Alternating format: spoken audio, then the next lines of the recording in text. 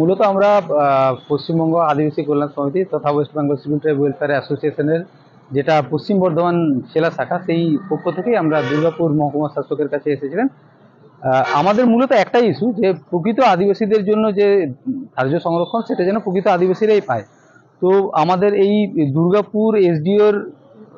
Table থেকে, এইখান থেকে যে সকল সাসপিসিয়াস নাম আমরা পেয়েছিলাম, যাদের পদবি দেখে মনে হচ্ছে যে তারা কোনো অবস্থাতেই এসটি হতে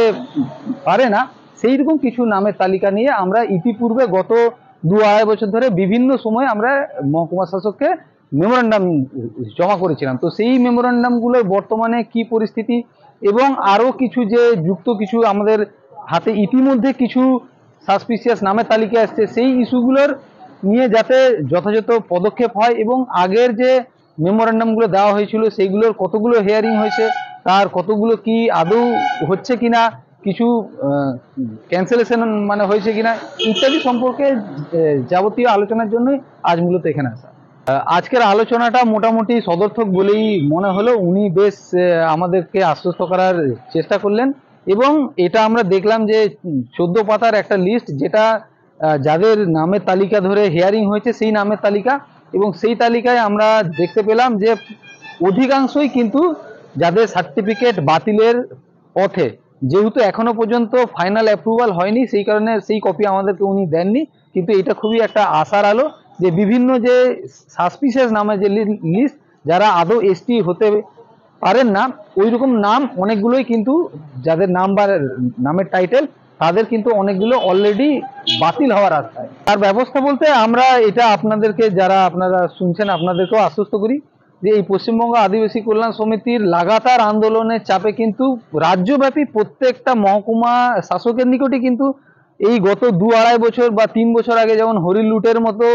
এসটি সার্টিফিকেট সবাইকে বা নন ট্রাইবদেরকে ইস্যু করা হচ্ছিল, সেইটা কিন্তু এখন হচ্ছে না। বিভিন্ন জায়গায় আমাদের কাছে খবর আছে যে কোথাও 6000 আটকে দেওয়া হয়েছে, কোথাও 2000 আটকে দেওয়া হয়েছে, এইখানেও কিন্তু তাই। এবং এইখানের যিনি এসডিও স্যার, উনি কিন্তু বারবার বললেন যে আপনারা কিন্তু এইটা দেখুন, যে আমি জবে থেকে এই চেয়ারে এসেছি,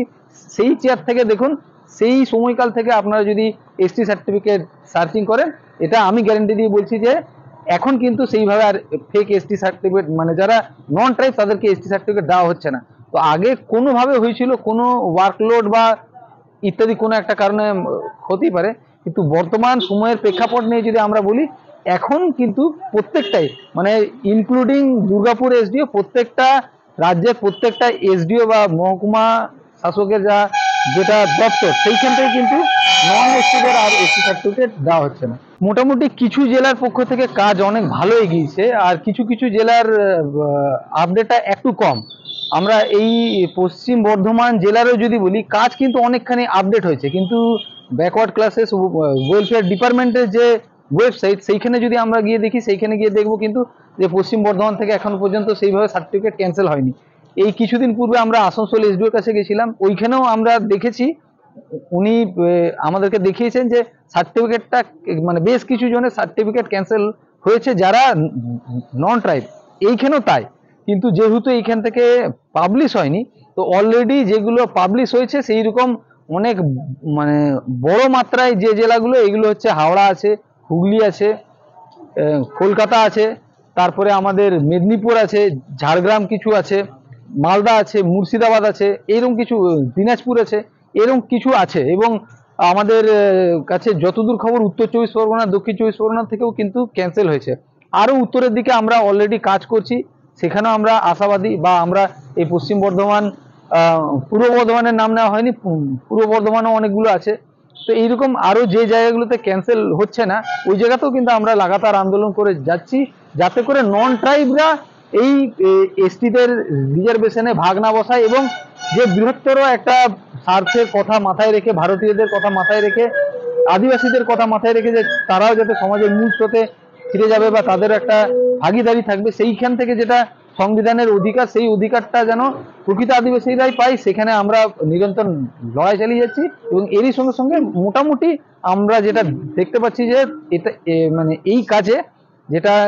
জেলা শাসক হোক, মহকুমা শাসক হোক, ওনারাও সাড়া দিচ্ছেন, এবং পূর্বের মতো আর অতখানি সার্টিফিকেট, মানে ফেক সার্টিফিকেট ইস্যু হচ্ছে না। এই বিষয়ে আপনারা চোখ কান খুলে যদি দেখেন, যে প্রত্যেকটা একাডেমিক ইনস্টিটিউট, প্রত্যেকটা ইউনিভার্সিটির আন্ডারে সেটা অ্যাফিলিয়েটেড কলেজ হোক বা ইউনিভার্সিটি হোক বা যে কোনো মানে মেডিকেল ইনস্টিটিউট হোক, আপনারা দেখে থাকবেন যে এসটিদের যে লিস্ট মানে শিক্ষার অধিকারের যে জায়গা, সেখানে ওই এসটিদের লিস্টে কিন্তু নন এসটিরা প্রচুর পরিমাণে ঢুকছে। আপনারা ওটা ক্যালকাটা ইউনিভার্সিটি বলুন, যাদবপুর ইউনিভার্সিটি বলুন, বর্ধমান ইউনিভার্সিটি বলুন, আপনারা উত্তরবঙ্গ বিশ্ববিদ্যালয় বলুন, উত্তরবঙ্গ কৃষি বিশ্ববিদ্যালয় বলুন, বিধানচন্দ্র কৃষি বিশ্ববিদ্যালয় বলুন, যাই বলুন না কেন, প্রত্যেকটি বিশ্ববিদ্যালয়ের প্রত্যেকটি কলেজের আমরা অ্যাডমিশন লিস্টে দেখছি যে ওই এসটিদের লিস্ট সেইখানে নন এসটিদের ঢুকছে। তাহলে যে এই যে শিক্ষার মানে শিক্ষার অধিকারের মতো একটা গুরুত্বপূর্ণ অধিকার থেকে যে আদিবাসীরা যাতে বঞ্চিত না হয়, সেই কারণে আমরা আপামর আদিবাসীদের পক্ষ থেকে পশ্চিমবঙ্গ আদিবাসী কল্যাণ সমিতির পক্ষ থেকে আগামী 30 অগাস্ট আমরা শুক্রবার একই দিনে একই সময় প্রত্যেকটা বিশ্ববিদ্যালয়ের উপাচার্যের নিকট মেমোরেন্ডাম দেওয়ার আমরা একটা কর্মসূচি নিয়েছি এবং ইতিমধ্যেই 16-17টা বিশ্ববিদ্যালয়ের যিনি মানে উপাচার্য যে দপ্তর বা ভবন, সেখানে কিন্তু আমরা ইন্টিমেশন লেটার দিয়ে জানিয়েছি যে আমরা 30 অগস্ট আসছি। তো এই প্রসঙ্গে অনেক আদিবাসী সংগঠনের পক্ষ থেকে মানে স্বতঃস্ফূর্ত এবং বিপুলভাবে সাড়া পাওয়া যাচ্ছে। আশা করছি যে প্রত্যেকটা বিশ্ববিদ্যালয়ের উপাচার্যের নিকট এবং রাষ্ট্রের নিকট আমরা এই বার্তা পৌঁছাতে পারবো যে প্রকৃত আদিবাসীদের যে শিক্ষার অধিকার, সেই শিক্ষার অধিকারে যেন প্রকৃত আদিবাসীরাই যাতে সুযোগ সুবিধা পায় এবং যাতে কোনো নন ট্রাইবাল স্টুডেন্ট যাতে সেই শিক্ষার অধিকারে সেখানে থাবা না বসায়। তো আপনাদের এই চ্যানেলের মাধ্যমে আমরা পশ্চিমবঙ্গ আদিবাসী কল্যাণ সমিতির পক্ষ থেকে জানাতে চাইছি যে আগামী 30 অগাস্ট আপনাদের নিকটবর্তী বিশ্ববিদ্যালয়ের উপাচার্য ভবনে অবশ্যই দুপুর 2টোর মধ্যে উপস্থিত হবেন এবং বিভিন্ন ক্ষেত্র বিশেষে আরেকটু আগেও হতে পারে, কিন্তু আপনারা আসুন, খোঁজ নিন, আমাদের যে ওয়েবসাইট আছে সেই ওয়েবসাইটেও আপনারা নজর রাখুন এবং আপনারা যদি মনে করেন যে শিক্ষার অধিকারটা হচ্ছে সব থেকে গুরুত্বপূর্ণ ইস্যু, তাহলে সেই শিক্ষার অধিকারে আপামর যারা জনগণ, আপামর আদিবাসী, তারা একজোট হন এবং 30 অগস্ট আমাদের আন্দোলনে সামিল হন। জয়।